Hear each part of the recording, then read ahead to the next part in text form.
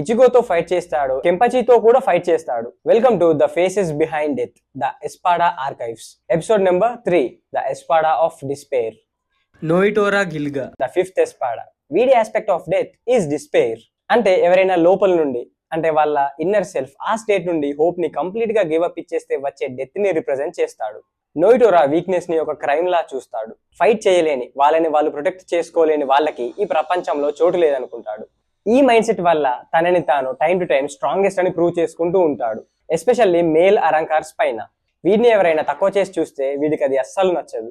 నోయిటోరా physically ఎంత strong and durable మనం చూసాం. One of the strongest serow ఉన్న ఎస్పాడా. వీడి వెపన్ మల్టిపుల్ బ్లేడ్స్ గా సపరేట్ అయ్యే ఒక లార్జ్ క్రెసెంట్ షేప్డ్ సైత్. స్టోరీలో వీడి ఇంపార్టెన్స్ ఆర్ వీడి రిలవెన్స్ మనం హెకోముండో ఆర్క్ లో చూడొచ్చు. ఇచిగోతో ఫైట్ చేస్తాడు అండ్ తర్వాత ఆల్రెడీ ఇంజ్యూర్ అయిన గ్రిమ్జోని అటాక్ చేస్తాడు. కెంపచితో కూడా ఫైట్ చేస్తాడు. అప్పుడు ఆ టైంలో వీడు నమ్మే అబ్సల్యూట్ స్ట్రెంగ్త్ అనే బిలీఫ్ ఇంకా క్లియర్ అవుతుంది. నోయిటోరా టీం వర్క్ ని, లాయల్టీని నమ్మడు. He only respects power. వీడు ఓడిపోయినా కూడా వాడి వీక్నెస్ ని యాక్సెప్ట్ చేయడు. అలా చేయడం ఇష్టపడడు కూడా. ఇదే ఎస్పాడా ఆఫ్ డిస్పేర్, నోయిటోరా గాడి కోర్. నోయిటోరా గాడి గురించి మీరేమనుకుంటున్నారో కామెంట్ చేసేయండి. అండ్ ఎలాంటి బ్లీచ్ కాంటెంట్ కావాలో కూడా కామెంట్ చేయండి. And don't forget to hit the like and follow.